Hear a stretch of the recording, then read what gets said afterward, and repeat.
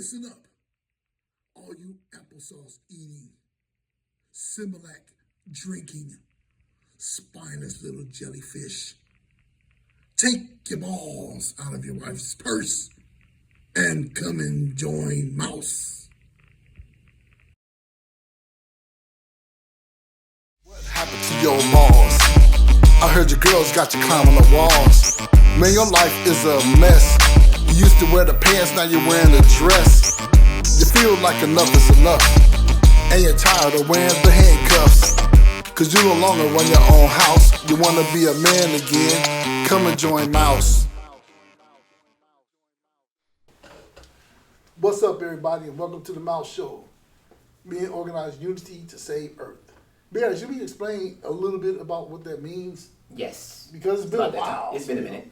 All right, have you ever been in, like a person's man cave or something like that? Yes. That's pretty much, it's this type of show that's like a man cave. Mm-hmm. Men sitting around talking about men stuff.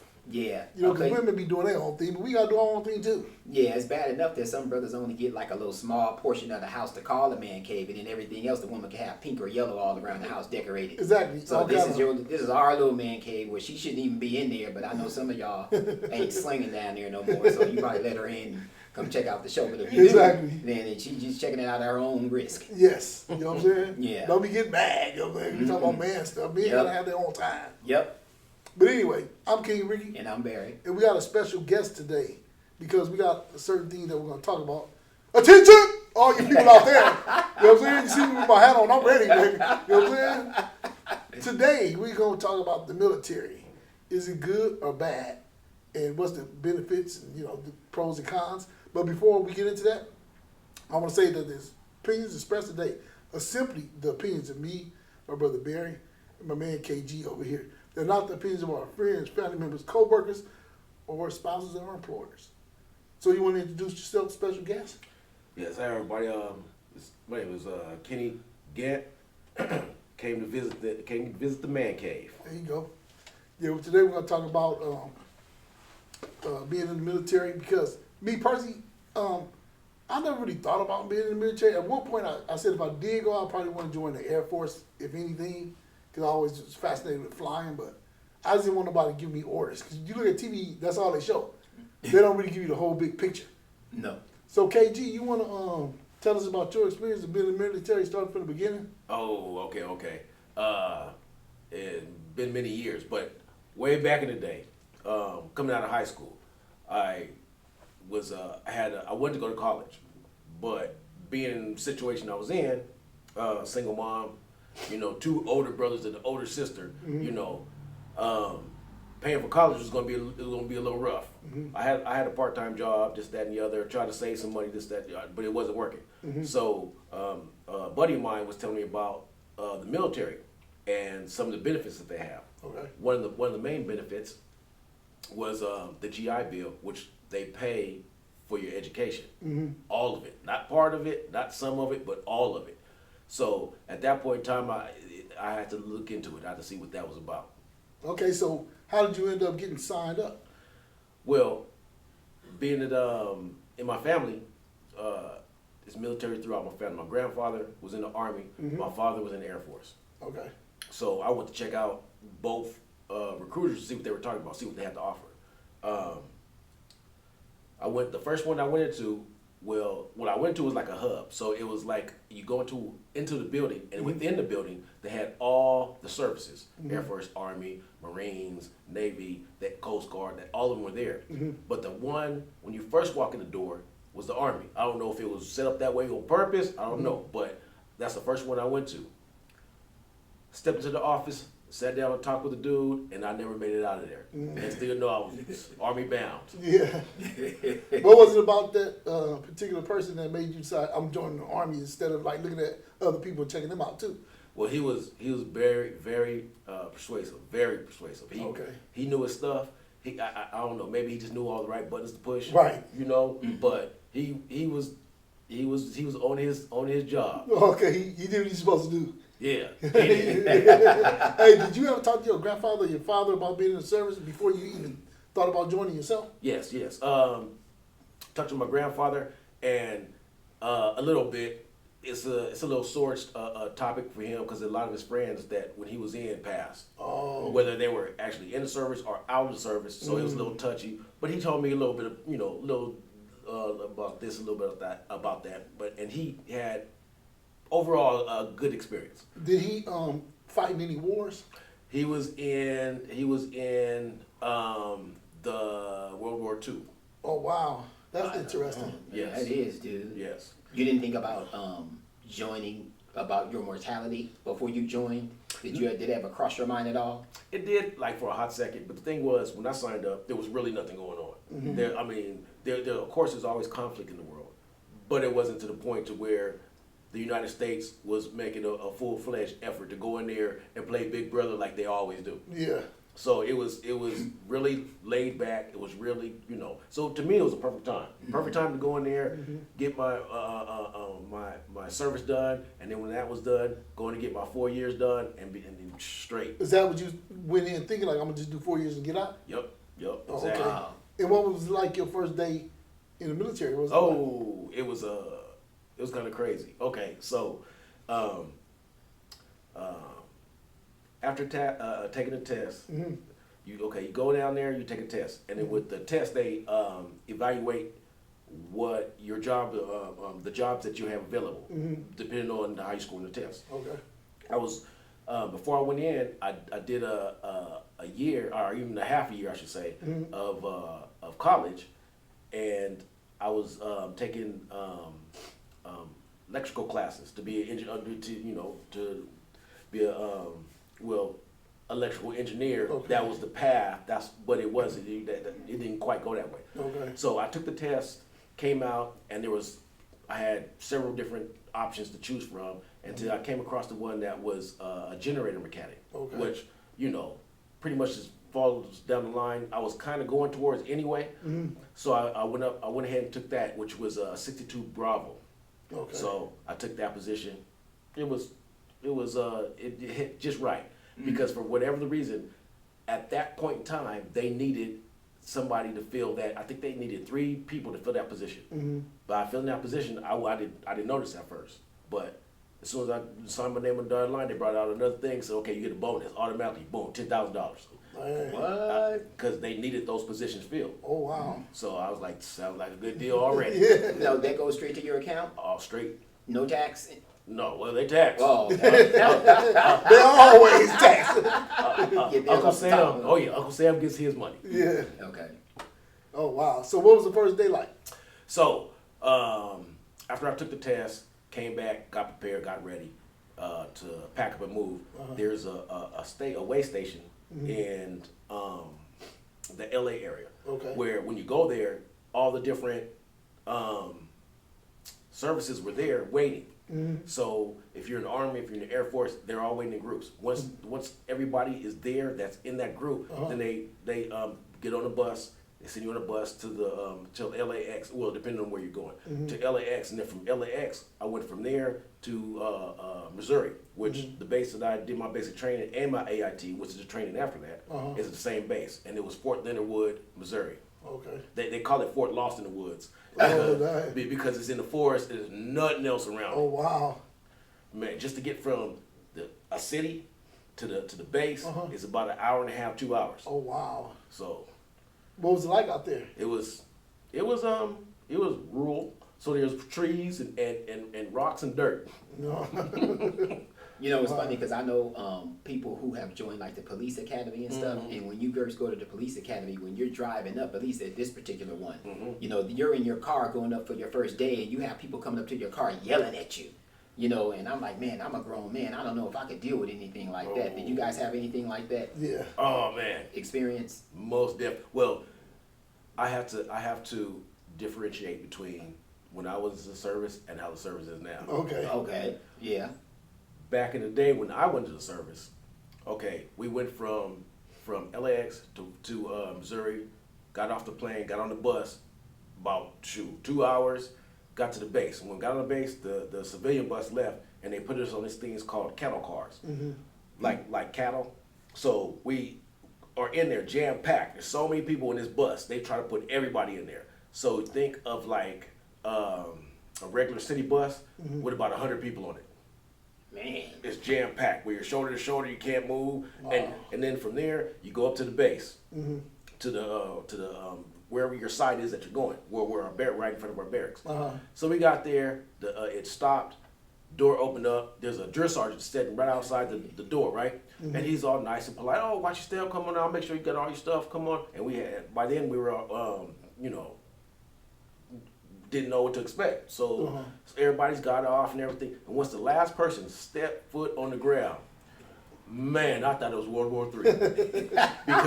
because drill sergeants was coming out of I thought they was coming up from out of the ground. They was coming, it must have been about, 30, 40 drill sergeants, and they all was yelling. They was all yelling, fingers in our face, making us do push-ups, like, get out and beat your face. I mean, you gotta do push-ups. They run over there, go over there, pick up that rock, and take it over. I mean, just stuff like that. It was crazy. Oh, you talking about fingers in your face and yelling. Oh, it was man. Did you say, like, what did I get myself into? Man, I did. Oh, man, I did. I was like, what is this? It was crazy. I remember when that happened, I guess it was coming towards the end of it, and they made it stay at attention. There was one guy there that was kind of heavy set, and everybody standing at attention, and he locked his knees, like trying to keep his legs straight, and when he did that, he cut off the circulation. When he did that, he fell, boom, right, hit the ground. Everybody's looking at him like, oh man. The drill sergeant at the time looked at him, said, get up, get up. He wouldn't get up, he just stepped right over it. Walked up to us and started yelling at us and made us go run around to the other side of the building. And then from there, and while we was running, I kind of like looked back and seen him. And then I did see him tell somebody to go get somebody to help him up. That was cool. He had a little sympathy. Yeah. Man. Did you experience anything like your first day there? Did you experience anything like where somebody can't complete something and then everybody else gets penalized for it, have to do extra push-ups or extra runs or anything like that? Oh, most definitely. But so that happened the first day. The second day, because our unit got there, half of us got there the first day, and a day later the other half got there. So once the first day, we were the first day, yelling, screaming, and then we were up in our barracks. At that time we already went off to the place and got all our uniforms and all that kind of stuff, boots and all like that. And so we're up in the barracks looking down on the quad where we were getting yelled at the day before. And then we seen another cattle car pull up and the same thing happened. Me watching that, seeing them go through what I just went through the day before, it kind of put me at a sense of ease. Yeah. I'm thinking, okay, this must be a script. This must be a thing. What they, it's not just somebody messed up and got yelled at. Yeah. But so the second group came in. And then they were in there. Everybody up there was looking at him like shaking their head. Didn't want to say much because they didn't want to know if you say something crazy. Next thing you know, they come in there and we got to do it all over again. Yeah. So everybody was kind of like looking at him like, we've been through that just the day before. I mean, yesterday. So we know to be a unit as one. So if one person messes up, everybody messes up. Just like that. So that means if somebody did something wrong, we all paying for it. Oh, wow. We all paying for it. And how long were you in Missouri? For about 14 weeks. Okay.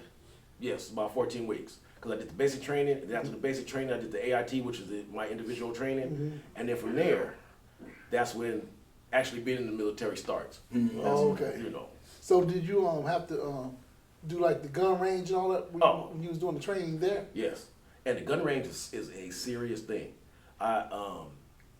If you are in the gun range and you don't hit a certain amount of targets, they give you a certain number. A certain amount of targets pop up, you got to hit a certain amount of targets and in a certain range. So when they have like the headshots, body shots, arms don't really count. So if you fail that, you have to take it over again. It's kind of like almost being like washed back, but they only do it for so long. If it gets to the point where you can't hit a target, they will kick you out of the service. Wow. They were like serious about how many chances do they give you? Let me see. You would get, everybody goes in and it doesn't count the first 2 times. Everybody has to go in and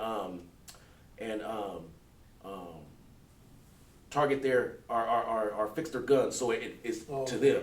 Because somebody would be one gun and 2 people shoot it. One person to shoot that way, one person shoot this way. So you have to get it to adjust it to how you can, so you can use it correctly. So that's about 2 different times at the range. And when we're at the range, we're talking 5 hours, 6 hours to get, Yeah. After that, if you continue to mess up after that, then the first thing they'll do is they'll take your weapon and see if there's anything wrong. It's a barrel. You know what I'm saying? It's a barrel bent.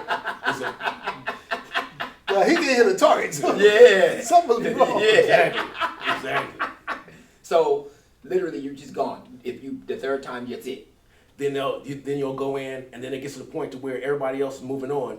They'll give you about 3 times, I think, after that, but that's 3 different sessions. If you still can't hit a target, then they'll do things like we got to go and check your eyes again. And then if it gets to the point where you still can't shoot a target, the eyes are good and everything, then yeah, they'll Cut you loose. Before that time, had you ever fired a weapon any point in your life before you joined the military? I have. Oh, okay. So it's not like you had never fired a weapon before. True. Okay. Been to a few gun ranges. Oh, okay. Yeah.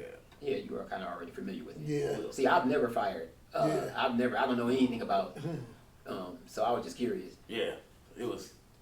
When you're in the gun range and everything is fun. When you're in the military like that, it's more business. Yeah.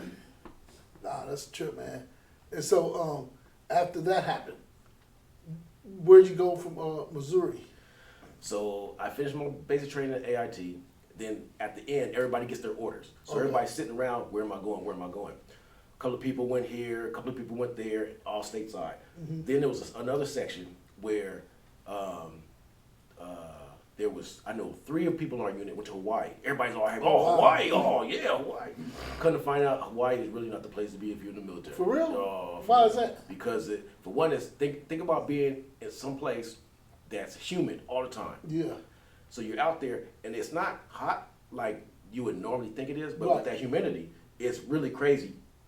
Man, people complain. I've never heard anybody just say they went to the service unless they was officer, not enlisted, but the officer saying that's the place I want to be is Hawaii. Dang. I mean, because if you're visiting, that's one thing. Yeah, You know what I mean? yeah. But going there in the military has got to be a whole different ballgame. Yeah. So my turn came up, or my group came up, and I opened up my orders and everything, looked at it, and said, I'm going to Germany. Well, it said the city where I'm going to is a place called Kaiserslautern, which they call it H-Town. Okay. For those who are kind of familiar with it, Frankfurt is the main city. Okay. Kaiserslautern would be the suburbs. Like I said, if anybody's familiar with Southern California, it would be like where I'm stationed at in San Bernardino, and Frankfurt would be LA. So it's Okay. about Yeah. 45 minutes, hour. Had you ever heard of it before then? Frankfurt, I have. Kaiserslautern, I didn't know what the world that was. Oh. I thought it was something you put on a hot dog. Yeah, it sounds like one of those sausages or For something real? like that. Yeah. So you ended up going there, and what was that like? Oh, Germany was, okay, it's crazy.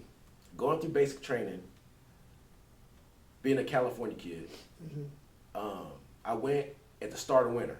So, not really I've been in the snow a little bit here and there, going up to the mountains, played around and come back down. But not really being in that weather. Right. And then doing basic training through that weather, and then AIT through that weather, it was crazy. I didn't think I was going to make it just because of that. Wow. So basic training, did you have any like backpacks on it that was 30 pounds or something like that through basic training They're on off- your back that you have to do your basic training in? Oh yeah, they're about 50 pounds over. Yeah, 50-pound rucksacks, definitely. And we had, yes. Dang. It's different now, isn't it? Though Oh. they changed it a lot. Yeah, they changed it a lot. It's a little softer. Oh. Do you think it is 30 pounds now? It's probably 20 pounds. Oh. It's probably 15. Somebody told me, I don't know if it's true, that like you used to have combat boots on before, now you can wear tennis shoes or something. Probably so. Right. Now, the only time we wore tennis shoes is when we did our PT, which is physical training. Right. So we're on the exercise part of it. Yeah. Obstacle courses, we have to wear boots. But if it's physical, like there's a physical test you have to take every year you're in the service. It starts to taper off the older you get. But most people are going into the military when they first started, they're 18. Right. So you have to do a certain amount of push-ups, certain amount of sit-ups, and a mile in a certain amount of time. And Right. that's the basic part. And, Oh. and for that, you can wear your tennis shoes. Okay, I was gonna say something I meant to ask you just earlier. When you said something about enlisted and Officer. officer, yeah. Can you tell people what the difference is? Okay. If you when to become an officer. Well, enlisted is the grunts, is what they call them. So it goes anywhere from E1 to we start to E9, sergeant major. That's the highest it goes. Now, if you become an officer, you start off higher than that. So you become a lieutenant. Officers usually have some kind of college education, right? Yes. Okay. I mean, you can be a grunt and become an officer. Okay. But just to become an officer straight off, then it's a pretty much 4 years education to start off at that point. Oh, okay. And so you got to Germany. What did you think about Germany? It was like I was saying. So when I finished with basic training at AIT, it was springtime, so it started to warm up a little bit. So I started to thaw out, and I was getting a little excited because that winter was done, and that winter was crazy cold, especially not ever being in the cold like that, crazy. So leaving here, going to Germany, it was the beginning of winter all over again. I was like, oh. What month was their winter? Wow. Our spring starts around about April, right? Like, around about that time. There is when their winter starts. Wow. It starts getting cold over there. It's crazy.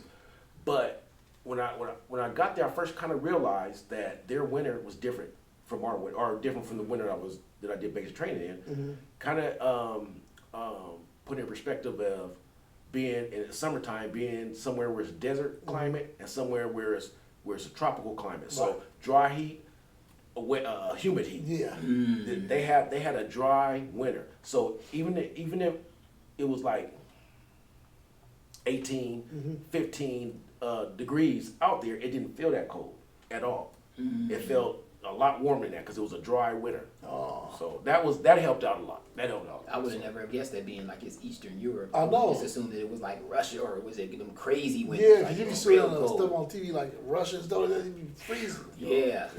Snow everywhere. You know what I'm saying? Yeah. So what did you feel about being over there in Germany, like as far as partying and working and all? Like, how was it over there? It was cool. I always say that Germany is a great place to visit. But I wouldn't want to live there. Man. But as far as being accepted, getting over there, I always heard the rumors if you're black and you go to Germany, you know they treat you well over there. They this, that, and the other, which is really true. I mean, I went over there. It was cool. Everybody was nice. Everybody was accommodating. But come to find out though that if you're black, then you were cool. Right. It's cool to be over there. If you were Latin, any kind of Latin, whether it's Puerto Rican, Cuban, Mexican, any kind of South American, they treat you like rock stars. I wonder why is that? I don't know. If you get over there, you can talk Spanish. Yeah. Oh, all doors open up. Wow, that's a trip. And legs, huh? Man, hey, I've seen some stuff. Oh wow, that's crazy. Man. Literally, huh? Man, I had a couple of buddies of mine. I had this one Puerto Rican dude, this one Cuban dude, and this one Mexican dude. Go over there, and they were talking. We were standing out. There was a club we were going to, and so we're standing outside waiting to get in this club. And so all of us, they start talking Spanish. Oh man, the velvet rope opened up. The dude was like, what you got? And they started talking. Next thing you know, they went in. They said, no, we can't come in with everybody. Oh, we all went in. There was a thing over there. It's a little different over there, but it would almost be like going to a club and going to having bottle service. Yeah. So they let us in the club, walked us to the back area. We were like sectioned off, where we're right there on the floor, but we're sectioned off. Table, they brought drinks, they brought food, right, and everybody looking around like, who paying for this, right? Come to the end of the night, we had to pay for anything. Damn. It was like that, just VIP. Wow. You think it's like that right now? I couldn't tell you how it is now. The velvet rope treatment, huh? Yeah. Hey, let's talk about the velvet rope treatment. Subscribe to the channel, and I order you to do that right now. Yeah, man. Y'all need to like, subscribe, comment, and share, man, about this military info and about the shows coming up and before. Exactly. You're gonna like it. You will. So KG, you did your partying, how did the work thing go over there? Did y'all work the same kind of hours as they do in the US, or Yeah, how was that? they had different shifts, just like, a regular job. I worked a swing shift. So we were on base, and we went from our base to a civilian warehouse. Okay. And the unit I was in, attached to was a supply unit. So the warehouse, right? But the supply unit was attached to an engineering unit. So where they had us at, there was no conflict or anything at the time. But you could see that if anything was to happen, right away we'd be right there front line. The engineering thing, and we have to supply them, and then the motor pool, all that. But so we're working there at a civilian warehouse. You guys were in civilian clothes? No. We're in military clothes. They were in civilian clothes. Okay. But it was crazy because it's the first time I ever seen this. I never seen it before or since. The civilians that work there, break time comes. It's lunch. I'm seeing them open up their lunch pails and box stuff and pull out a beer, crack it open, and drink on the job. And I'm like looking like What? Exactly. I'm looking at Work like hours? at work hours. Wow. Come to find out, if you are a German that's working there, you are allowed 1 beer a day, That's crazy. even at work. You know, you get if you have 2, you get in trouble. But if you got 1, you're good. Did they have 8-hour days like we do here, 10-hour days? They did. They had they worked 8 hours. We worked 10 hours. Oh, okay. But it was a swing shift. Yeah. So, but one thing was crazy though. I've always heard this and never experienced it. So where our base is at and where the civilian warehouse was at, we had to get on the freeway, right, on this bus type of thing. The freeway we got on was where the Autobahn is at. I was the interaction. Okay. Crazy. Yeah. I have never, and you always hear about that, but actually seeing it, man, What was that like? it was, the way they have it designed is the last lane or the last 2 lanes. There's like 6 lanes. The last 2 lanes are unlimited. You can go as fast as you want. I seen this Porsche fly past. Next thing you know, I seen this other car, and you hear the hum before you even see the car. And everybody's looking to see what car is that. Next thing you know, we seen it. It's an Audi. It smoked the Porsche. What? And it was gone. And I'm like, man, that is crazy. Wow.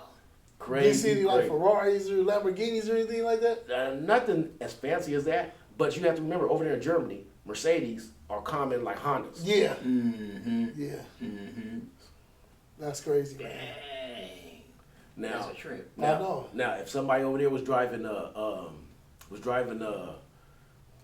Corvette, oh, they would be. That's like a Lamborghini to them. Oh, for real? Yeah. Okay. So you only had that experience once on the Autobahn? That where I seen that, the only once. That was just once. Yeah. Oh. Where I seen that crazy. Oh man, it was crazy. And where were you guys in? Was it in the bus? In you a said? bus. How fast was y'all going? We were going a little bit faster than the normal buses do here stateside, but not too much faster. Yeah. They were going like 130, Yeah. 140. Y'all going like 65, That's 70. crazy. About 70. About 70, about like that. Oh, wow. Yeah. So you were over there, did your time over there, Mm-hmm. and then where'd you go from there? So, like I was saying, the place was great. Germany was great. The food was good. Being over there, it was a first time that I got introduced to the world of beers. Okay. Okay. I was used to like the regular Budweiser, Coors, Right. all that kind of stuff. Going over there, they had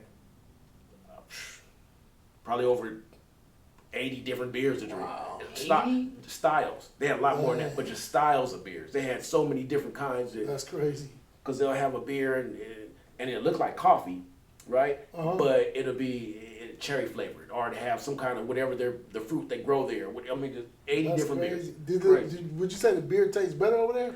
Oh man, it tastes a lot better. Are you serious? Yes. Now here's the thing that's kind of crazy is they don't like their beer ice cold. It's cool. Oh, wow. It's not refrigerator cold, but it's like Room temperature, maybe? No, a little cooler than that. A little cooler, but not much. Wow. They don't drink it warm, but damn near warm compared That's to how crazy. we drink it. Man, and it took me a while to get used to it. I was like, Yeah. "Can I get a thing of ice?" I said, "Ice? What's the ice for? It's for beer." And they looking at me like I'm an alien. They're like, We don't use ice over here. And they put their foot in it over there. It's like Man. art. It's like they love it. That's Like, you know. true. Yeah. yo. Dang. So okay, so you leave Germany and you Yeah. come back to the States. Yeah, so I was supposed to be there for 4 years. I end up staying for 2. Now you can stay there and you can transfer to back. Like I said, I wasn't really feeling it. It was cool. Don't get me wrong, it was cool. I'll go back and visit today. It's cool, But around the time I was eligible to transfer over there, which is after 2 years, I put in a transfer. Now, let me tell you, everybody at that time wanted to go to Germany. When I got my orders to go to Germany, they was mad. They're like, "How you get to go to Germany?" So when I put the order in for the transfer, it took about a month and a half. In a month and a half, I was back stateside. Oh, wow. And it was like quick, boom. As soon as I put it in, they mailed it off. They did all the stuff they did. They had a lot of people trying to get that position. Oh yeah. Wow, that's true. So I was over there for 2, and then came back. Okay. Hey, Barry, before he moves on, did you have a bonehead today? Yes, I do. Oh, can we get into that real quick? Yeah, it's time for the bonehead segment. So, I always try to keep it a little topical, So, since we have a military man in here, this bonehead award goes to a security officer stationed in Afghanistan who stole sensitive military property worth over $1 million. He concealed the stolen items in a military connex and shipped the stolen goods back to the United States through Air Force channels, right? Crazy, man. It's crazy, dude. Items included one laser designator rangefinder, LLDR. You familiar with that? A little bit. Yeah, and valued at $290,000, right? And another item was a Polaris ATV valued at $11,000. Another items were 2 plasma cutters valued at $10,000 and a cargo trailer valued at $9,000. Yeah, the first item mentioned, the LLDR, is used to locate and designate targets for laser-guided munitions. Wow. It's crazy. Y'all know what he's gonna do with that stateside. Goodness. Yeah, for real. Man, I don't know. Maybe he can sell it to the opposing team. Yeah, ooh, that's not That's good. crazy. It's funny, man, because what tripped me out about this one is like, people take oaths to honor and protect not only the citizens but fellow military men and women from harm. And this guy violated that oath and the trust that was given to him by his superiors, But he was convicted and sentenced to an undisclosed amount of time. Imagine this, just like I just said, getting into the hands of the wrong people. Yeah. That's crazy.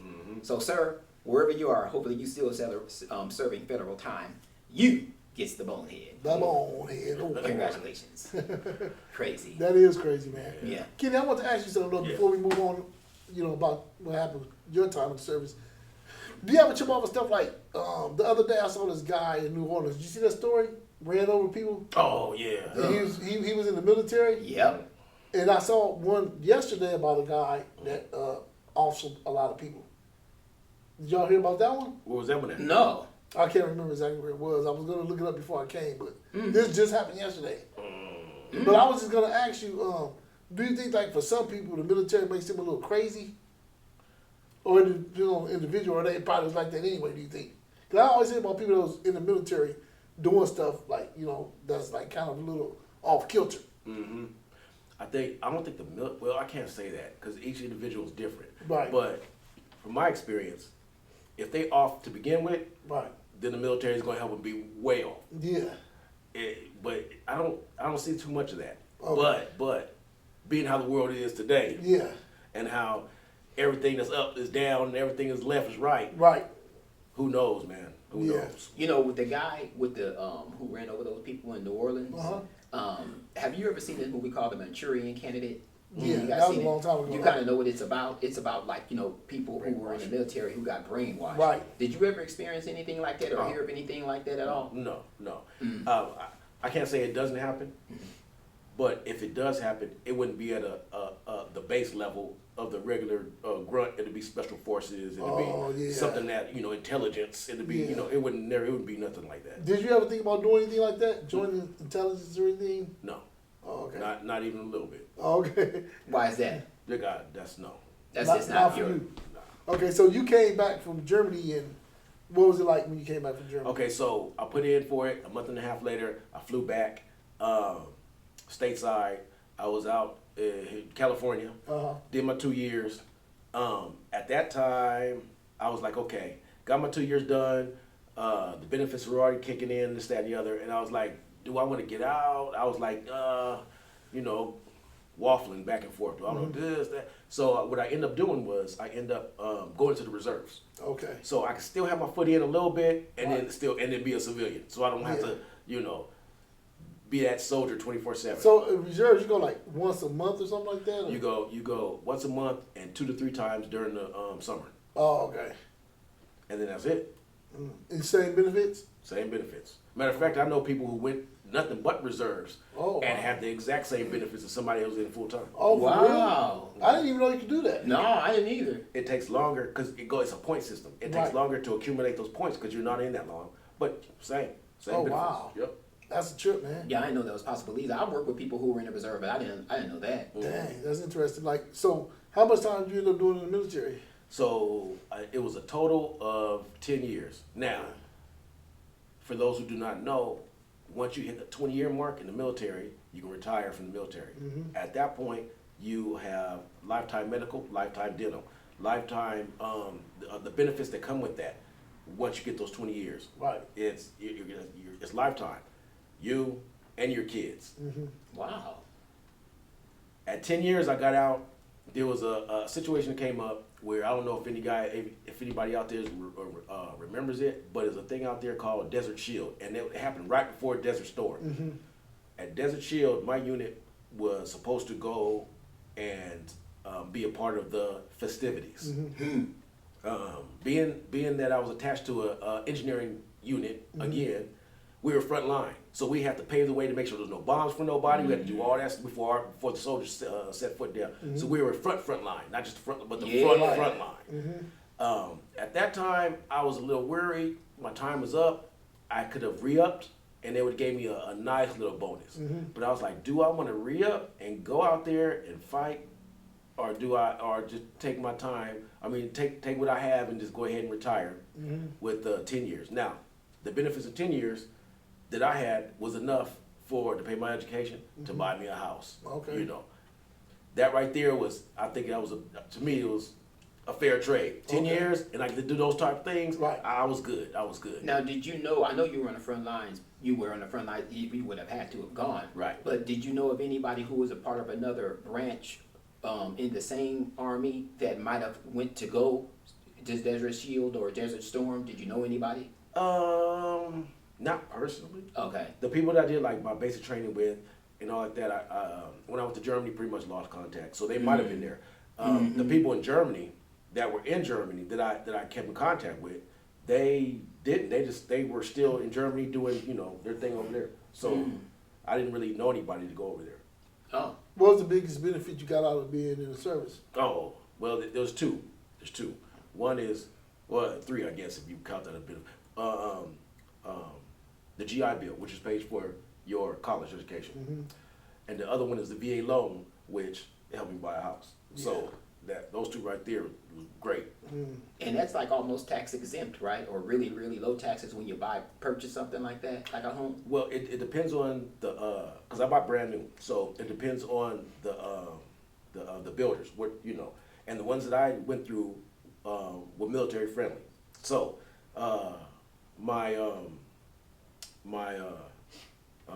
when I paid for it to hold the house, it was $100. Wow. My closing cost was $900, Dang. and that was it. And that was it. That's $1,000. Yep, And you got to a house for $1,000. $1,000. Woo! Yep. Man, and what year did you buy your home? 2018. Oh, so you got in right before the COVID and all. You got it at the right time. Yeah. 'Cause now you try to get a house. Ooh, man. Yeah, just 4 years ago, man, they like I doubled know. and damn near Yeah. tripled in price. It's crazy. I was watching some shows today on TV about buying houses, and man, you could get for $300,000-400,000 a nice home. Yeah. Now you got to be close to $1 million out here. Yeah, that's crazy, man. This is ridiculous. It's insane, dude. 600,000 is the base, and Yeah. we're talking about nothing with no land, no property, three rooms, 2 bathrooms. And that's on the outskirts of LA. Yeah. LA, you might as well forget Oh, it. you could pretty much forget it, man. Yeah. Yeah. Anyone who owns a home in LA right now, hold on to it. Don't ever Yeah, sell it. Just for try real. to pass it down. Make sure you get your trust and put the home in the trust and everything so you can pass it down to your family For members real. because, man, no one's gonna ever be able to buy a house again in LA, dude, For if you're real, just a man. blue collar worker. Those days are gone. Hey, do you recommend anybody, say a young person coming out of high school, to go to the service? Right now, Yeah. to go into the service, yeah, I would recommend it. I would recommend it. Well, the service now is not the service that I joined Right. back in the day. It's a lot easier, a lot easier. And if you think about it, a lot of the warfare is digital. Yeah. So you have drones flying over dropping bombs. You have planes doing most of the work, most of the the heavy lifting. Of course, there are a few units or a few branches of the military that are out there also. Like you talk about the Marines, right, and then any kind of special forces, whether it's Army, whether it's the Marines, that they have to be out there, but not so much. It's not too much hand-to-hand combat anymore. No, not too much. That's pretty much done. Yeah, it is, man. Yeah. It's like you said, chemicals and just like weapons. Like they got drones and they gonna fly something in. And then when you even look at our soldiers, dude, we don't have a chance, man. I know. Like you look at a feed on Instagram or something, and you see these other soldiers from other countries, like they literally don't have a problem losing their mortality in a war. For real. They'll just from their training, like they love their country. But here it'd be tough, man. We just better hope we can depend upon those chemicals and whatever else we got, dude. Because you're trying to have hand-to-hand combat, it ain't happening. Hey, Kenny, what about the not doing the 20 years? Do you regret not doing 20? I regret it every day. Every time I think about it, I regret it. Oh wow. Now, if I did my 20, like I said, I would have had the lifetime benefits. Then I would have got a check every month for being in the military. Wow. Right now, it's part of Social Security, but it's not. If I would have did that 20, that would have been a nice little check there. Dang. That would have been a nice little check on top of whatever else I'm doing. I hear people who get like PTSD money if they served in active duty. Do you know anybody who's getting that?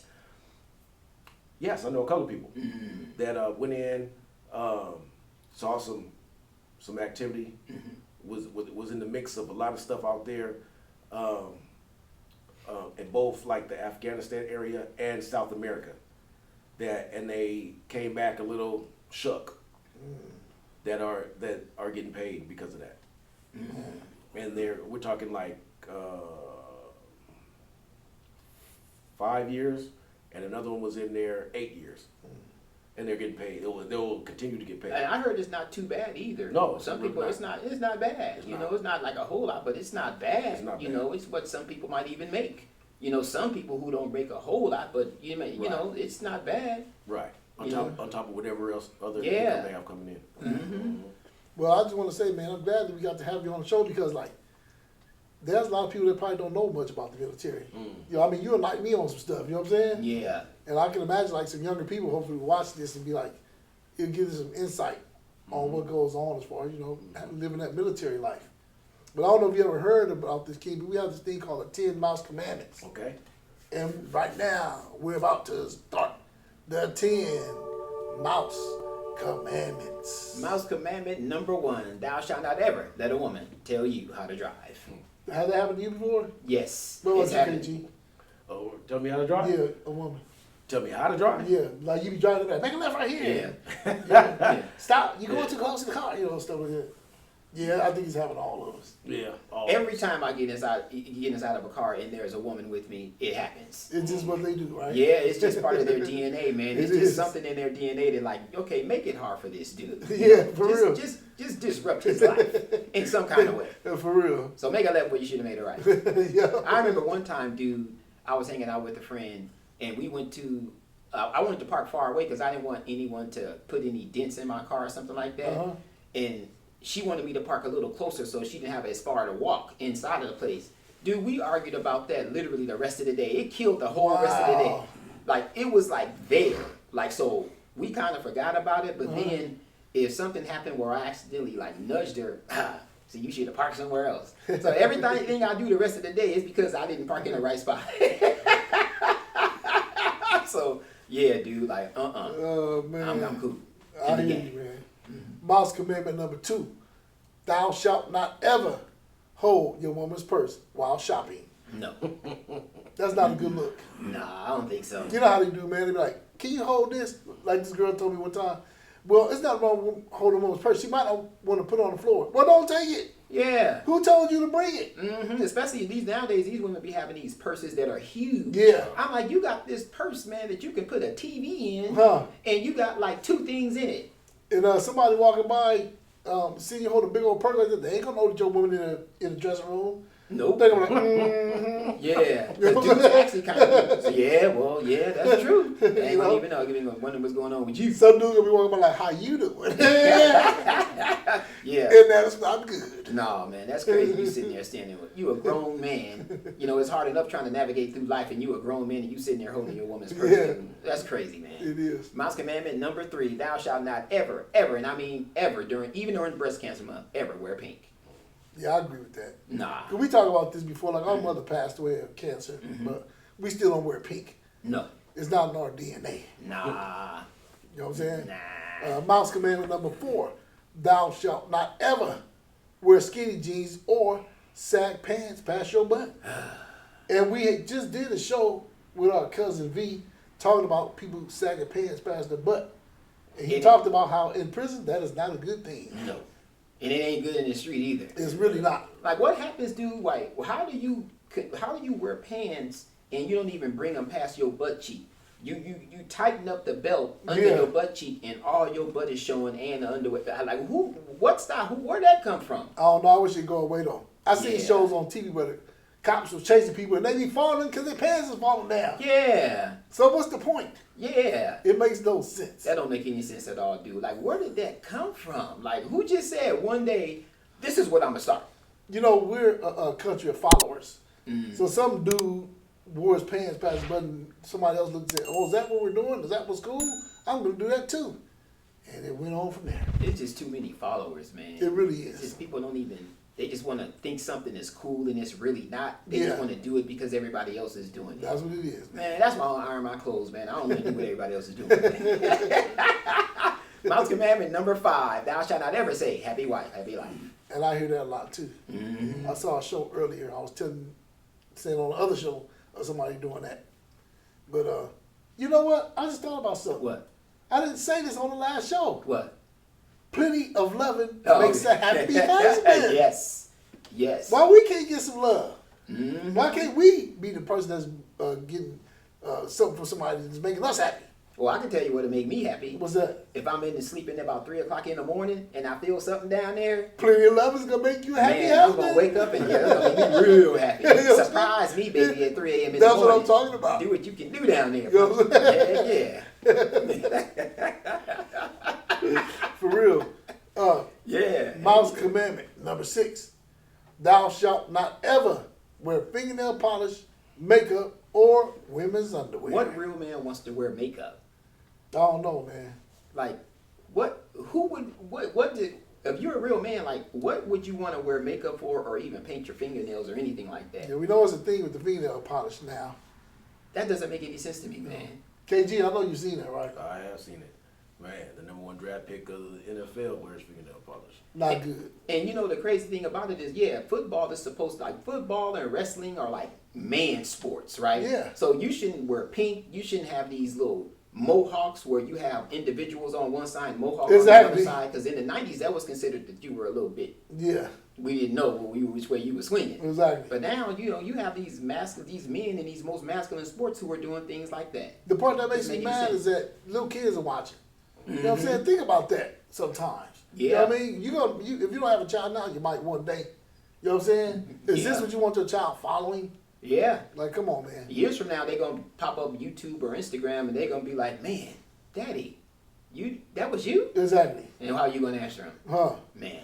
Mouse commandment number 7: Thou shalt not constantly text or call his woman to check in. Yep, I agree with that. Man, a lot of dudes do that, man. They do. I see dudes at work, dude, on their break. Every time on their break, we get 2 breaks and we get 1 lunch, right? Yeah. On your breaks and your lunch, you got to talk to your woman. That's like, what I'm dude, saying. I see it that's too. 3 times right there. You probably Exactly. talk to her on the way to work and you're talking to her on the way home. That's Yeah. 5. How many? What do you need to talk And you about? talk to them before you left, and you talk to them when you get home. Like, what do you need to talk about so many times for? Oh no, that's a thing where they're trying to get a little bit of reeling in on you. You know what I'm saying? We gonna Yeah. get some power, little power control over here. Yeah, they can be clever, You know what I'm dude, because, like, yeah, you wind up, like, texting them a certain time every single day or calling them a certain time every day. They try to get you into that little Yeah, motion. exactly. And then, you know, me, man, I break it. They I be break like- it. I'm like, I'm not. They I probably be won't- bragging to their girlfriend's girl, he gonna call me right now, watch this. Yeah. And now you're looking like a sucker. Yeah. Crazy. Mouse commandment number 8: Thou shalt not ever give a woman the password to your cell phone. That's a definite no. No. Even if she paying the bill, you ain't getting my password. They're gonna be all up in your phone trying to find stuff. But then they won't let you look at theirs. Yeah. You know what I'm saying? Nah. They're like, you don't need to look at my phone. You know what I'm saying? They slick, Nah. man. That's crazy, dude. It is And crazy. you ain't getting mine. You ain't getting it at all. Exactly. That's not happening. No way. No like way. that's where I'll break up with a female for something like Are you that. serious? Yep. Dang. Oh yeah. That's probably why I ain't been in no long-term relationship. I got little petty little things that I need to work out with myself. Huh? Maybe so, man. Mouse commandment number 9: Thou shalt not ever let a woman treat him like a child. That's the one I don't like. Probably, I don't know if I want to say the most, but that's the one I really don't like. Yeah. Don't treat me like a child. When you got a child, you treat me like an adult. Yep. How that make sense? You know what I'm saying? You act like your kid's the adult and I'm the adult. You know what I'm saying? You don't want to make your kid mad, but you don't mind making me mad. How that work? That doesn't make any sense. It really don't. You know what I mean? This kid is a little kid, you act like he's a man. And I'm a man, you act like I'm the kid. Dang. You That's need to crazy. reverse that. Yeah. That stuff right there gets on my nerves so bad, man. I should have put that in our What Gets On Your Nerves show. I didn't think about it. We could do a part 2. Yeah, we probably have to. Yeah. Anyway, last but not least, Mouse commandment number 10. Thou shalt not ever wife up a woman with a high body count. Oh man. These women be bragging now, though. That's what's weird. Yeah. They be like, oh yeah, I slept with 45 guys. Yeah. You're like, whoa. You don't think that's bad? Mm-hmm. Because when you mature and really grow up, you ain't gonna be happy about what you did.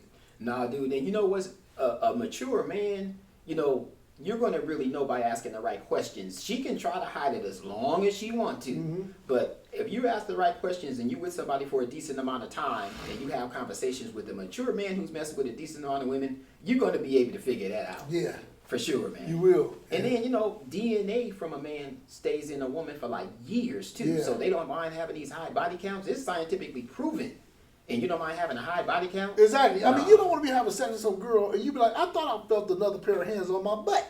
Yeah. That's what it is. You know what I'm saying? Yeah, dude. Somebody from the past that came back and haunted you. You know what I'm Yeah. saying? You know, I don't want it. I'll pass on that. You know what Nah, I'm I'm saying? cool, man. Like, I'm cool on that too, man. Nah. But I just want to say, if you're a man who goes by these 10 commandments, I salute you. And if you're not, but you want to be a man again, come and join Mouse.